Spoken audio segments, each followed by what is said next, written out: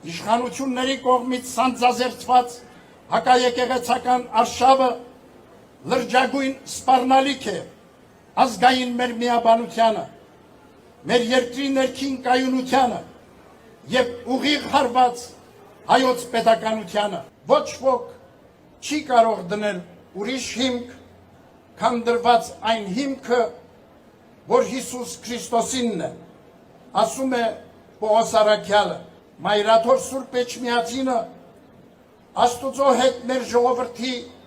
հավերժական ուխտի խորհրդանիշն է, որ դրոշմված է ամեն հայի հոգում։ Սուրբ Էջմիածինը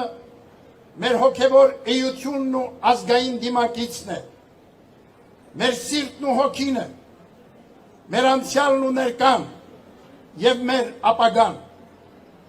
Սուրբ Էջմիածնով է միշտ միասնական մնացել մեր ժողովուրդը։ Չկա Սուրբ Էջմիածին առանց հայության և չկա հայություն առանց Սուրբ Էջմիածնի։